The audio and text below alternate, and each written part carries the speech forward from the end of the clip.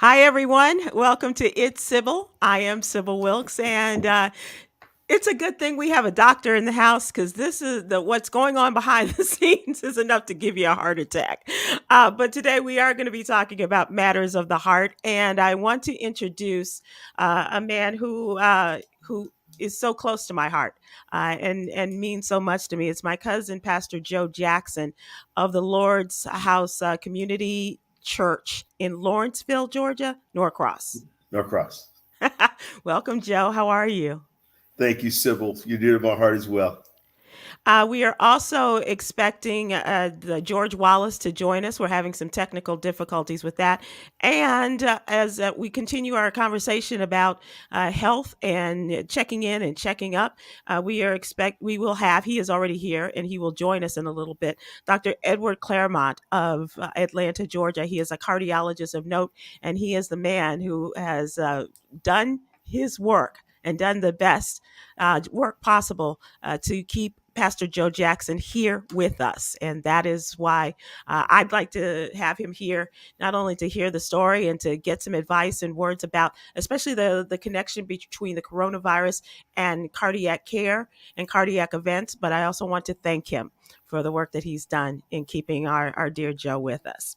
So, just to mention, as we start out today, as the country and Americans continue to break away from the coronavirus, as we are coming out of this, many medical doctors, nurses, and researchers are still working on what the after effects of COVID-19 are. And we will discuss the connection between COVID and heart disease. And our guest, as I mentioned, is Pastor Joe Jackson. His cardiologist, Dr. Edward Clermont, and comedian George Wallace. Let us talk, Joe, and talk about some topical things that are happening today, as it were, that we start out with. And in our topical department, I want to remember to tell people that, because I don't want them to be late for church on Sunday, Joe. This Saturday night, Sunday morning, the end of daylight saving time. And so, 2 o'clock in the morning, wherever you're coming in from, Pastor, Absolutely. spring ahead an hour, and we will get you right on time for all your events on Sunday morning, especially for those of you going to church. So, the end of a regular time, and so we move into daylight saving time Saturday night, Sunday morning. Spring ahead 1 hour. All right, Joe, let's talk about Dr. Claremont just a little bit in terms of topical, because you had an appointment with Dr. Claremont today. Why was that? My appointment with Dr. Clermont today, Sybil, was to get me ready for a trip to Africa. I'm leaving on March 27th, headed to Kigali, Rwanda, to begin a project that I work on called ADHI, which is the African Digital Hub Initiative, through my company, Nikia Solutions. And then I'll be headed, after about 5 days, 6 days there, headed to Entebbe, Uganda, to work with my buddy Conrad Monsager and the folks at Child Voice International, who are working with young ladies who have been sex trafficked, who've been abused, who've been used as child soldiers, rescuing them and helping them to get a life and develop a future for themselves. Wow, Joe, that's impressive. So you're going to be closing the digital divide on one part of the trip, and then doing humanity work and human rights work on the other end. Absolutely. That's incredible. Keep up the good work. Hello, George Thank you. Wallace. Hello, Sybil. Hello there, Doctor. How are you? God bless everybody today. Good to be with you. It's good to George see Wallace, good to see you. you, sir. God bless you. God bless you. So, George, I'm glad you were able to join us today. We're talking about, as you may have heard, we're talking about the connection between cardiac disease, heart disease, and the coronavirus. But we're also talking about what's going on in the world. Do you have any thoughts? Are you keeping up with what's going on, George, in Ukraine? Well, Ukraine is crazy. I have no thoughts on that because that is just, I don't understand Putin. I don't understand. I don't know what we can do, how we can do anything without starting World War III. We're at that position. I just think it's awful, and I feel for the people of the Ukraine. I'm so hurt, but I just hope something happens. I'm praying something happens. I don't know what to say, Sybil. I'm just Well, Short on words. I think Joe and George that our government is trying to. God bless the president because he's trying to keep us from going into World War III. Because as you know, as he says, if we put American boots on the ground in Ukraine, Boom, that's going to be it. boom. And Putin, with all of his machinations and whatever is going on in his world, in his head, he's primed for a fight and to bring the end with a World War III, which is a nuclear disaster. But of course, and that's what we don't want. It just, boom, just like that. So all we need is one airplane in, and it's on. Yeah, absolutely. Absolutely. The problem, though, is that economic sanctions take so long to really have an effect. To kick We're in, beginning to yeah. see an effect. Absolutely. So, I think just tightening up the economic sanctions is going to have some impact, but we have to pray. I mean, we need God's intervention in this thing because it's spinning I've been out. praying. I've been praying, though. I've been praying. But prayer without action, what does that mean? Faith without works. So George, you're right. We are praying, and as Joe said, the economic sanctions will take time, and I'm wondering if closing of all the McDonald's is going to do the trick. And I don't mean to make light of that, but that's they're one of the companies that have said we're going to close. We're going to still pay our people there, but we're going to close. Coke and Pepsi Cola are closing down business there, and of course Starbucks, FedEx, everybody's closing You down. got it. The Shell gas station, so they won't be able to get fuel for their own. But the people of Russia are starting to feel the pain. I think they know what's happening with social media. The people in Yeah. Russia are going like, we know what's going on here. And as Lindsey Graham said, somebody inside is going to have to do something. Don't mention Lindsey Graham. I hate him, but that's what he said, and he's right on this And one. he's okay? right on that respect. He's saying that somebody needs to go after him. And one of the Army Rangers that was in on the kill of Bin Laden said, it's going to have to be somebody on the inside to do that. Exactly. What's the difference between he and Bin Laden, please? I don't know, George. It's I gonna don't have to be know. something like that. Because that is they're both murderers, and they're both autocrats, and they don't care about anybody else but themselves. But themselves. And they will do anything and put anybody else in harm's way. So we at a place right now, we don't know. All we can do is sit back and wait. Right. And at any moment, we could be at World War III, which we do not wish, do not want, and cannot afford. Exactly. Let's talk about you both know about how we harped on everybody being involved in the 2020 census. Fill out your census, send your census in, do this and do that. And at every 2020. And at We're number two after the census. We're number two now. We're number two. Well, Hispanics, there's we've a been big- number two for a while. Yeah. Well, no, but here's the problem. Even with the census, George, there was a big undercount of Black people, brown people, and Native Americans. The word has come out today. They've continued their long-standing trend of undercounting us while overcounting people who identified as white, not Latino. That's according to the estimates that were released today. Latinos were left out of the 2020 census at more than 3 times the rate of a decade earlier. People Native Americans living on reservations and Black people, net undercount rates were numerically higher, but not terribly different from 2010. Joe, how frustrating can this be? And we knew we had a government. We were run by a government that didn't want us to be counted, but to Right. see that this is really what has happened is even more frustrating. And we're affected by the maps that are being drawn and circulated by these states. Absolutely. Undercounting, redistricting, it's all a part of an undercurrent to suppress us as a people and to suppress our vote. It's and the confirmation, George, is we can't do anything about it for another now 8 years. Another 8 years. How about that? And it was under the Trump administration that this count was made, right? So, Right. Absolutely right. Yep. So nothing we can do. This is good news for sports fans. Well, some sports fans, perhaps 2 sports fans here. Major League Baseball. Yes. Yes. And the Players Association reportedly struck a deal today ending the lockout. They may be back at spring training as early as tomorrow. How about that? We need to be back because, especially, I'm from Atlanta. I forgot who the world champions are, but I'm from Atlanta, and that would be the Atlanta Braves, and we're ready to go, and we're ready to do it again, Sybil. We're ready to do it again, and we want to come to your state again. I'm predicting already that we will be back in Houston again, fighting the Houston Astros. So. Okay. Those are two teams I've chosen already, and that's who Atlanta Braves, Houston Astros once again. Going Dusty Baker, agree, we love George. you, but we're going to be back. Yeah. That's right. So, Joe, as a transplant, as an Atlanta area resident, are you a Braves fan? No, I'm a Cubs fan, Sybil, till I die. Cubs and White Sox all the way. But, I did celebrate. Teresa and I and Faith went to the celebration when the Braves celebrated over at SunTrust Park or Truist Park. And it was a lot of fun. But I'm still a Cubs fan.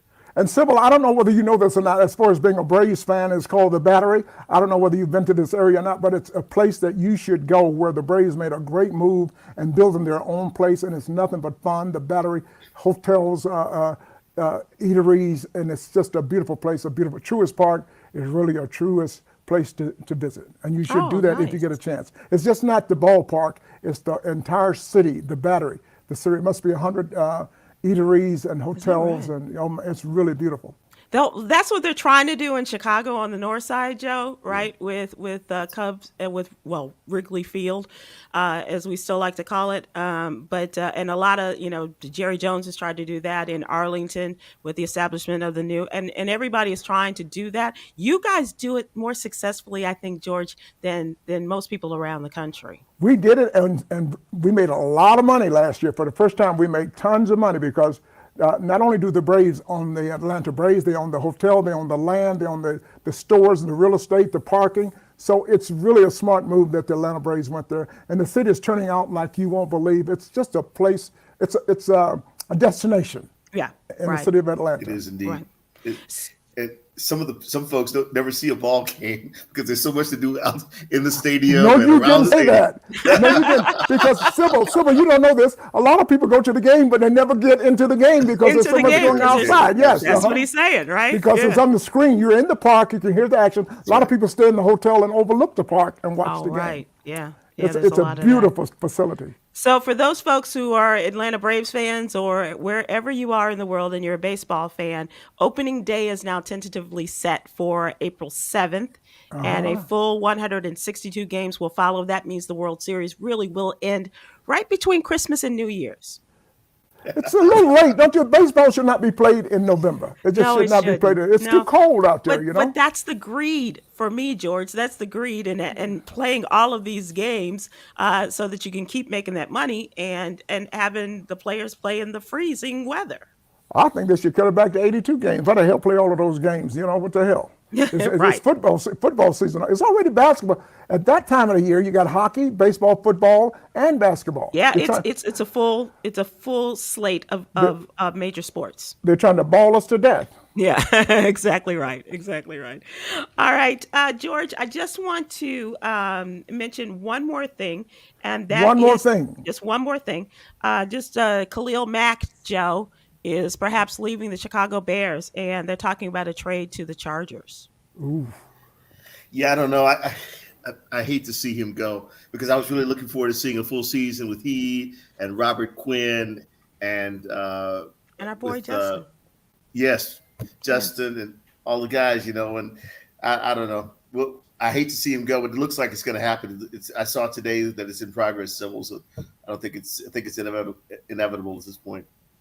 Yeah, and George, you're going to lose a player because he was out there gambling. Is that amazing?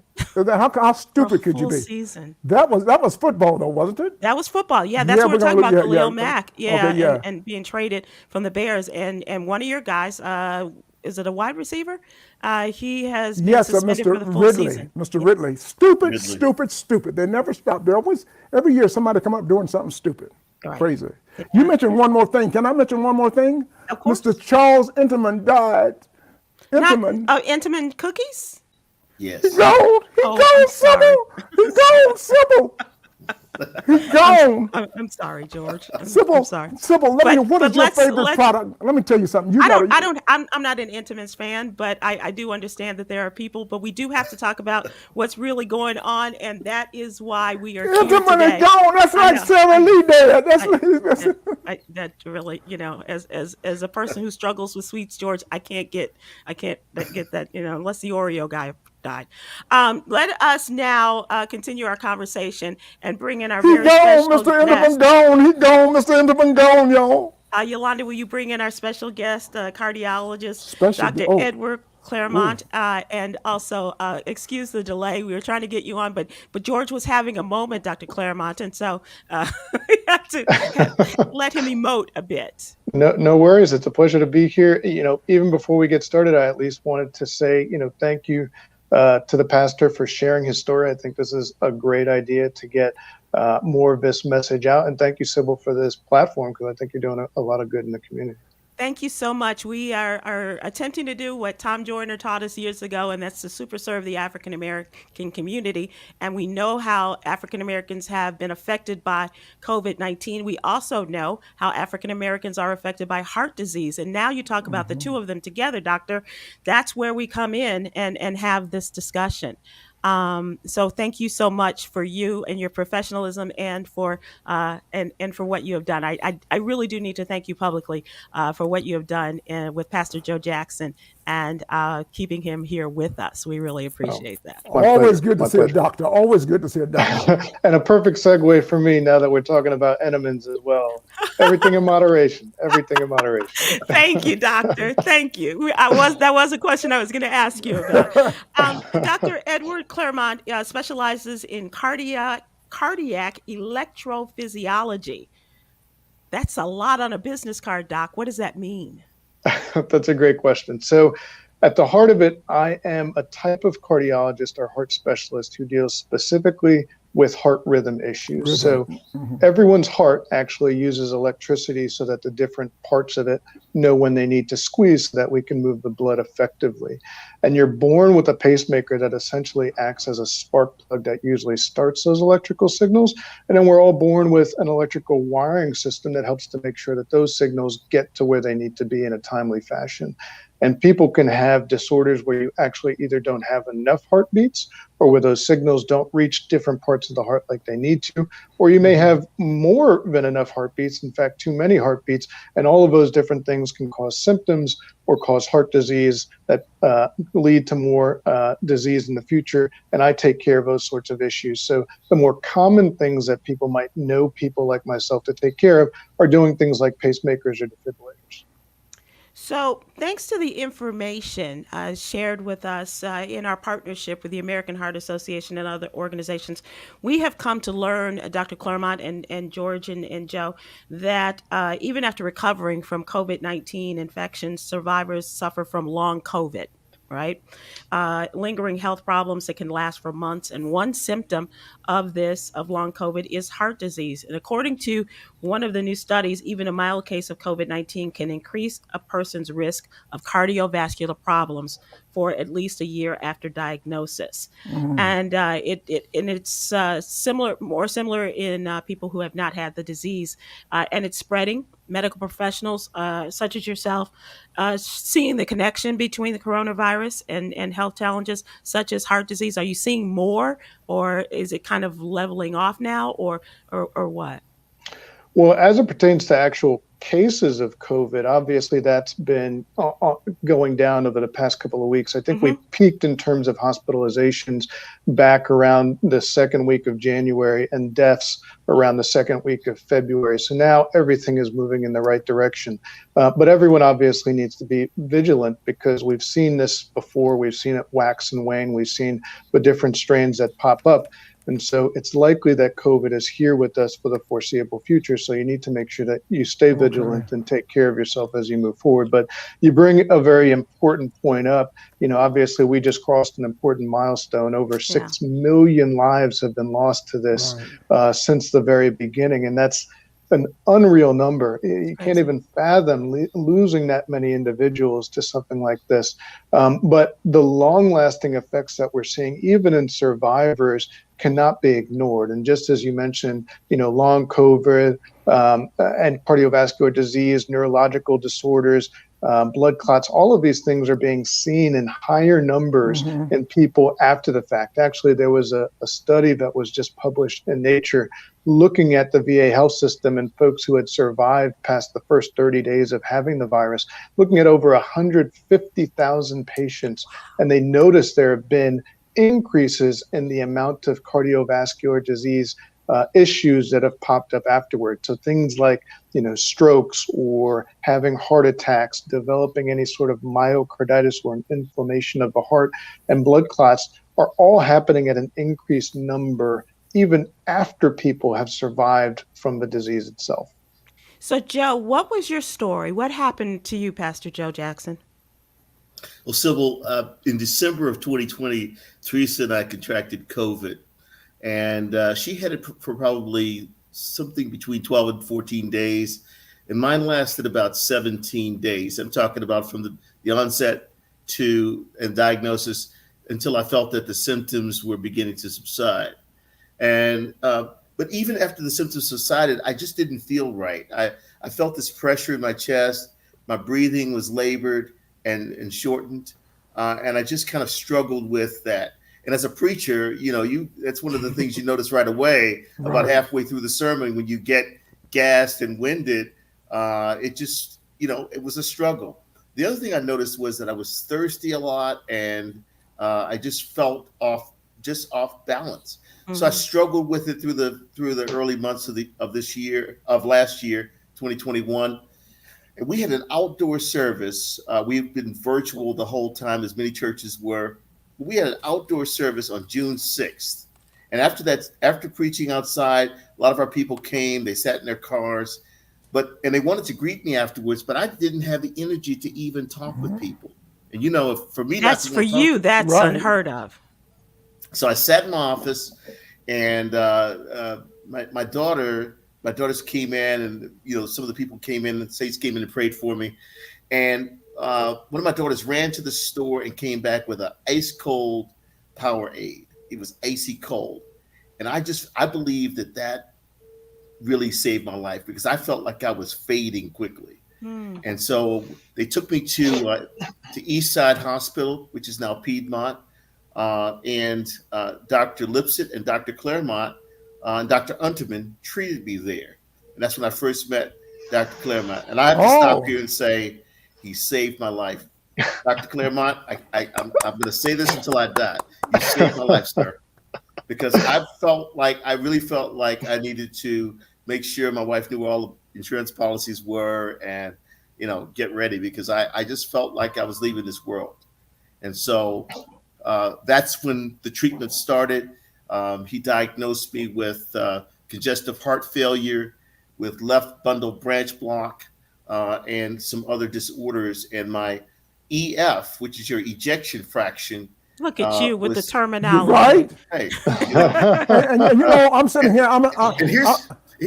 Here's the other thing. Here's the other thing, George. Not only did he diagnose me, but he taught me some things. Okay? You don't even need me. You're doing a great job. So, George, what were you saying? He's going through all of this, the terminology, and I'm a hypochondriac, right? Everything you mentioned, I now have. Okay, I'm going to.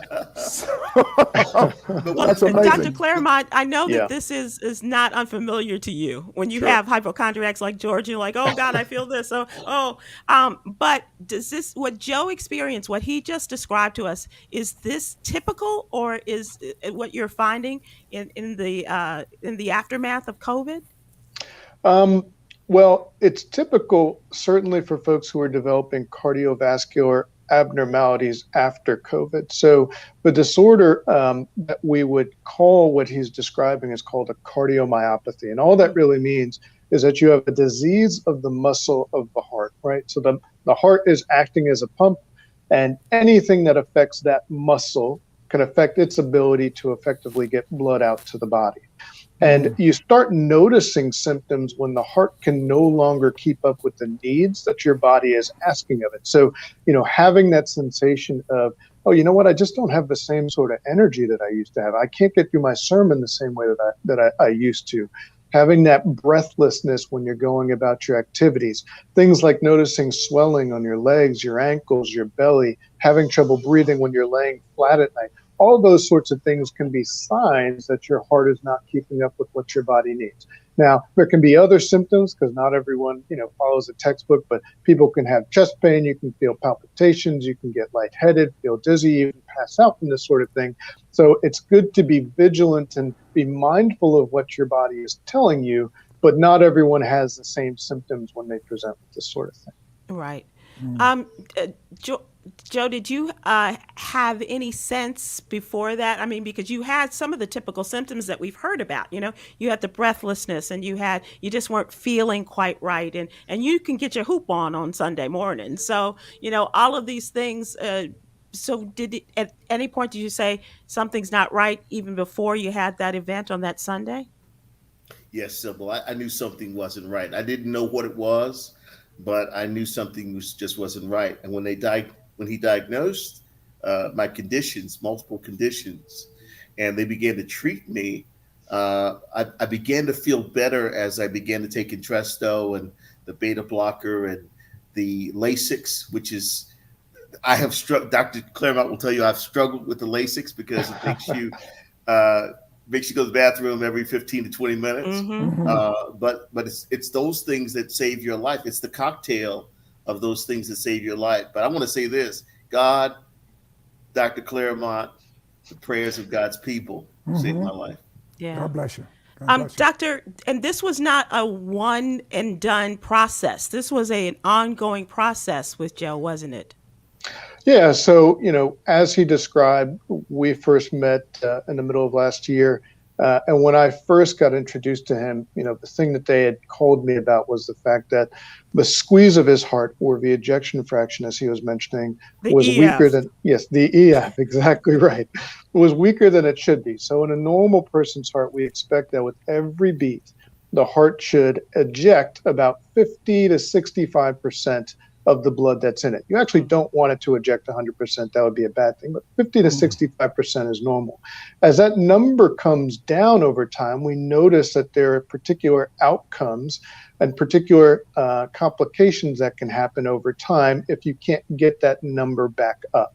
And so again, it all ties back into cardiomyopathy, but at the very beginning of trying to manage this, one, we ask ourselves, well, what's causing it? Is there something reversible that we can get rid of so that we can improve the function of the heart? So we check all those things. One of the biggest determiners being, does someone have heart attack features? Do they have blockages in the blood vessels that feed the heart? And if you don't notice that someone has blockages in the heart, then you start looking for other things that might be reversible. But once you start ticking those many things off and you don't find that there's anything reversible anymore, you want to make sure that you can do everything in your power to get the heart as strong as possible using a combination of medications. And there are very, very well-documented medications, well-researched medications that have been proven to strengthen the heart, as he was mentioning, beta blockers. One of the newer heart failure drugs that he mentioned as well, and Entresto is incredibly great. We see those commercials on daytime television, right? Exactly. Direct-to-consumer marketing now. Xarelto. But yeah, getting folks on a cocktail of these medications gives your heart the best chance of recovering. And the unfortunate aspect of a cardiomyopathy or heart failure is that it's a progressive disorder. It's not that I'm necessarily going to cure it per se, but we want to do everything that we can to slow down that progression, and the medications are kind of the foundations of doing that. But more to your point, it wasn't sort of a one and done issue. So after we get folks started on these medications, we assess people over time. We give them at least 3 months time to see whether or not the squeeze or that EF gets better. And if it doesn't, that might mean that doing other therapies or doing things like we did for Pastor Jackson, like a defibrillator, can be helpful in some scenarios. Right. Joe, were you scared? I don't think I was scared, Sybil. I was because I know your faith is so great, but I mean, just just Yeah. average, if I may use this term, just as an average Joe. Um, Let's put it this way: I wasn't scared. I was not ready to leave Teresa, my daughters, you, and the people that I dearly love. Were you talking to the Lord directly? yes, I he was. Absolutely. That's a good I thing. know he was. I know he was. Doctor, we have a lot of questions, more questions for Lots you. of questions. Are you able to stick around with us for a few more Oh, minutes? for sure. 1,000%. All right. Let me ask you generally, because I'm always curious about this for people in medicine. We have regular conversations with medical professionals, and we recently had one with a wonderful woman, a doctor out of, I think it was Kansas City, and she's an anesthesiologist. I'm always curious how you chose your specialty.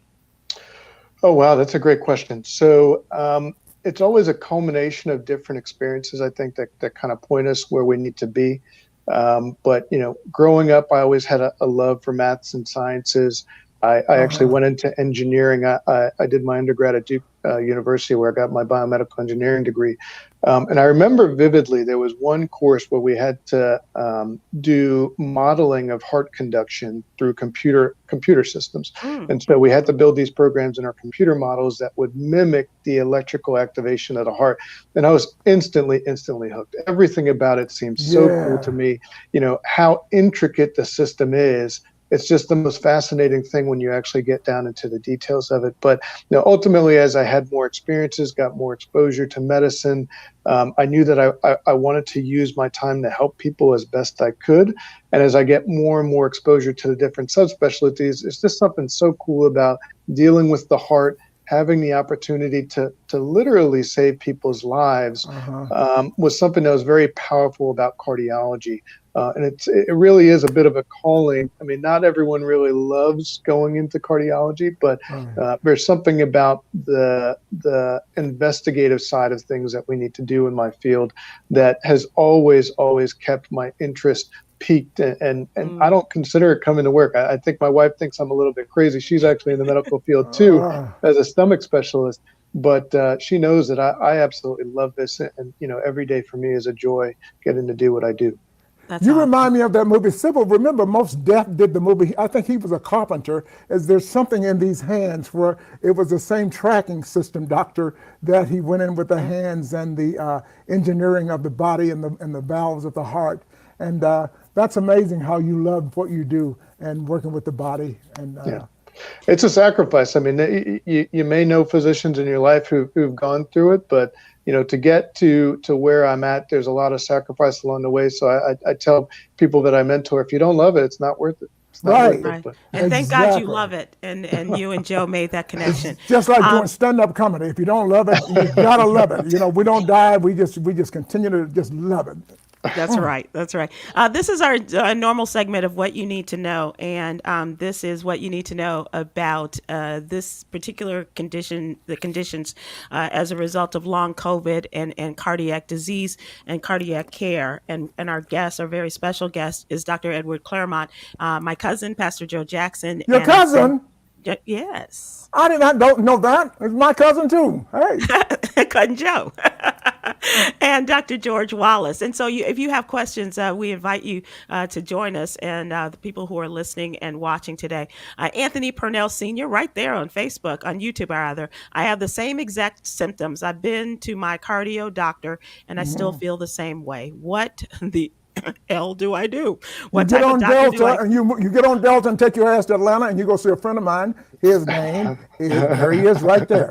Dr. Edward Clermont. Clermont, yeah.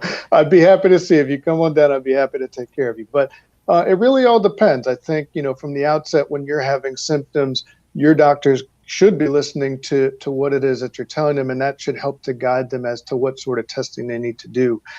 If, however, you're dissatisfied with the care that you're receiving, get a second opinion. There's nothing wrong with hearing from a different doctor or getting a different set of eyes on things.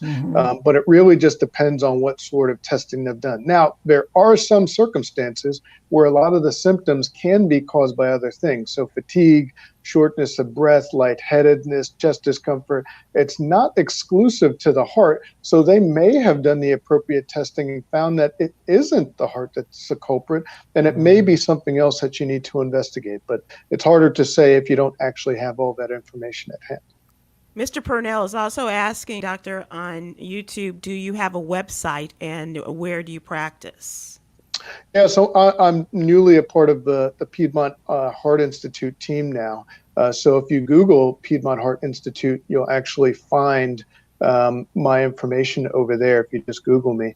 But I specifically have locations out in Snellville, the Snellville location of Georgia, as well as Lawrenceville. And I'm going to be starting up a clinic over in Marietta as well. And you'll be able to find all that information online. You're never going home at night, are you? Nope. It's a labor of love. It's a labor of love. Dr. Carmichael, one great question I've always wanted to ask a doctor. Dr. Clermont, Yeah. what did I call him? That's okay. That's okay. Go Dr. ahead. Clermont, because Clermont Hospital, Clermont, Atlanta. Why do you guys have so many offices? Why do you have like 3 or 4 offices? Because we got to go to where the people are. Unfortunately, we want to make ourselves accessible to everyone that we possibly can.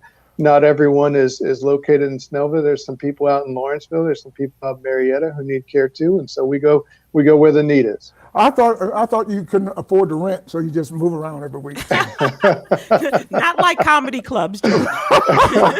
Right. Yolanda, can you go back to that question from Dora? Because this is a question I had as well written down. Dr. Dora Levet-Tiggs on Facebook says, do you know what could have possibly gone wrong with the patient that had the pig's heart? Just recently, they made note of the fact that this patient had survived 2 months with a pig's heart and then subsequently succumbed to this.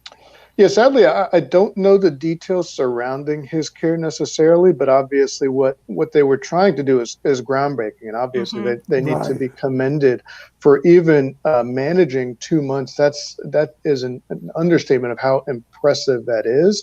But in the world of heart failure and transplant medicine, being able to keep the heart from being rejected by the body, because your body's natural inclination is to attack this foreign entity that you tried to put in it, is not an easy feat. So while I don't know specifically what caused the demise of that particular patient, I imagine there's any number of things that could have led to it, considering, that's uncharted territory. We've never done that before. And it's hard enough keeping patients alive who have transplants from living donors or from other donors rather, but from a pig's heart, it's hard for me to say specifically. And are there any other animals that they might be looking at? But I'm sure they're always investigating whether or not there's another animal heart that could be used, because we know that the amount of hearts that are out there to be used for transplant patients is small. It's a very scarce commodity to have, but I don't know that they're actually trying to use anything at this moment. I thought years ago when they were talking about the cow and the pig's valves for replacement, was it the valves they were using for replacement in the human body? I thought that was the ultimate. Now we're talking about the whole animal heart. So amazing. And from the comedy side, the diagnosis is stay away from that pork. This is true. I'm sorry. No, you're absolutely right. That's my job. Right. That's your job. Absolutely right. I know with Joe, and you've talked about this, Dr. Clermont, you said, moderation and everything. And I know Joe has had to amend his diet and exercise and things like that. Are there things that we can do so that we can avoid, even if we have it as a part of our genetics, are we predisposed to it with our parents or grandparents? Things that we can do, are there types of diets that we should undertake and look at in order to not be a patient of yours? Yeah, you bring up a great question. So one, diet is incredibly important. And if you're looking for a specific diet that you can look up and try and implement in your life, try something like the DASH diet, okay? DASH. So it's something that you may have heard of before, but it was essentially a diet that was implemented to try and reduce rates of hypertension. And it's actually been shown to reduce rates of other cardiovascular disease entities as well. But it has a strong emphasis on reducing the amount of salt that people have in their diet, saturated fats, as well as excess salt and free sugars that we add to our foods as well. It's very, very emphasized that you get more fruits and vegetables in your diet, and that you stick to whole grains, nuts, low fat foods, that sort of thing, so that you can reduce the amount of hypertension, high cholesterol, diabetes that ultimately lead to more heart disease. So I always tell my patients about that diet. I very frequently will give them pamphlets regarding that sort of thing.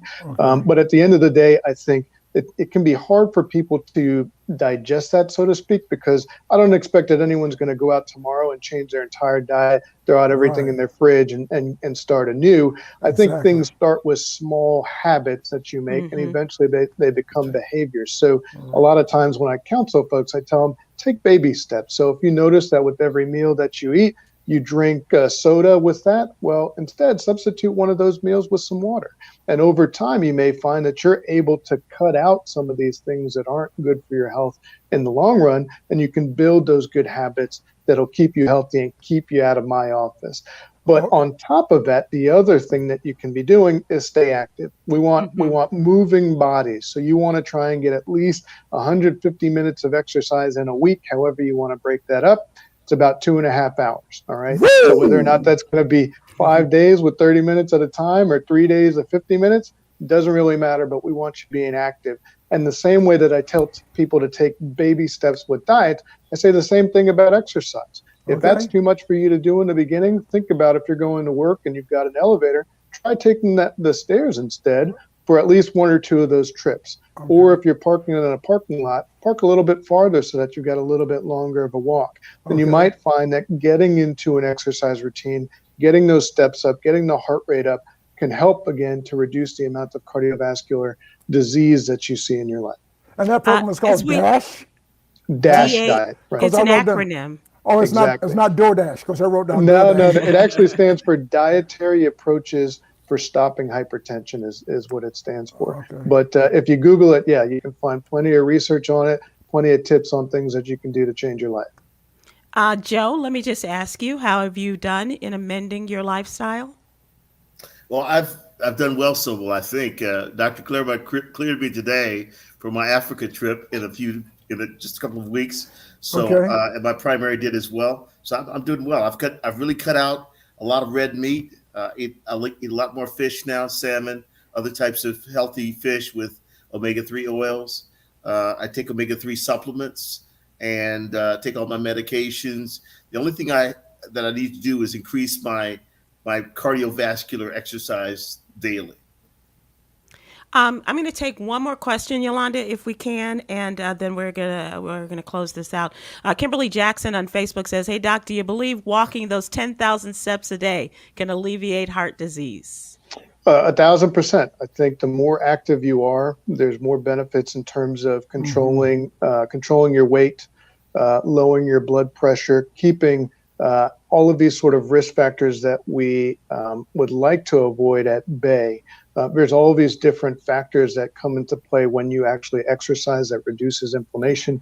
And we know widespread inflammation not only will affect your heart, but all the other organs of the body as well. So getting those 10,000 steps in a day is incredibly, incredibly important. Those darn 10,000 steps. I thought they had cut it down to 40. I thought they had cut it down to 4,500, doctor. No, 10,000. I'm learning so much from you, doctor, and I've learned so much in our partnership with the American Heart Association. I don't think we can ever stop learning, especially as we get older and these things, all of a sudden things are happening to our bodies and yes. we aren't prepared for this. But Joe being an example, working with the American Heart Association, and now this conversation with you has done a lot. As one who has lost a parent to heart disease, and so and a grandparent as well. So these are things that obviously mean a great deal to me, and I want to thank you for your time as we talk about this. But I do want to also talk about. Are you seeing more young people or people of color generally in medical school? Are we seeing increases in that, the way some of the statistics are showing? I think to a small degree, we're seeing increases, not to the degree that we know that it needs to increase. But I think as folks are getting more exposure and they're seeing more folks like myself actually attain this sort of these sorts of degrees, I think you open up those doors, you open up those minds so that people actually try and achieve these sorts of things. But my wife and I are big believers in giving back and going back and not only doing outreach but mentoring. So we want to try and increase those numbers, because if you don't have more people that look like you in the clinic, then we're not going to know how to take care of you the same way that one of us would. Yeah. I've been told you get better health care from us. I hear we listen more than the other people do. Is that true, doctor? Well, I can only speak for myself. If you come to see me in the office, I'll never rush you out the door. I want to listen to your story. I want to make sure that I'm taking good care of you. And I want to make sure that your outcomes are reflective of me really taking good care of you. So you could say that about me, but I don't know if I can talk about everyone else. And I think Joe will agree with that. Won't you, Joe? I will agree with that. Sybil, can I share one quick story? I was laying there really sick. I had accumulated a lot of fluid around my heart. Dr. Clermont and I had been texting back and forth after I received the ICD device, the combined defibrillator and pacemaker. And I wasn't feeling well. And Teresa was there with me. She stayed with me day and night, praying for me and just caring for me. And I was in PO still. I still hadn't eaten and had This anything was to drink. post-op. Post-op, yes.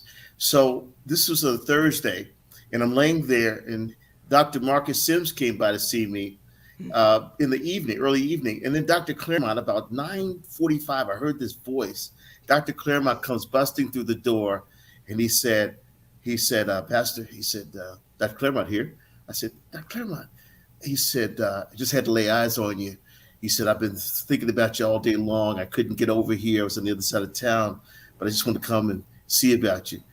Doc, you'll never know what that visit meant to me. That's great. Because it saved my life, man. And I was laying there as a pastor praying day and night, asking God to keep me here. You came by, and here's what he said, Sybil. He said, your EF, we've seen something miraculous. Your EF has risen from below 20 to 35, and it's headed north. Oh, my. Wow.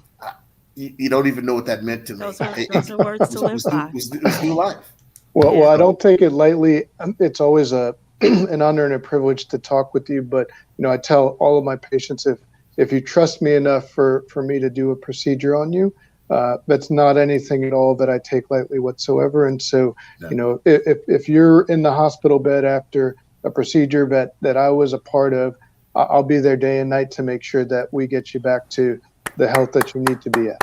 Awesome. Wonderful. Awesome. That's awesome. Awesome. That's awesome. As we wrap this up, I do want to end on an even happier note, and that's why George Wallace Holy is here cow. with us.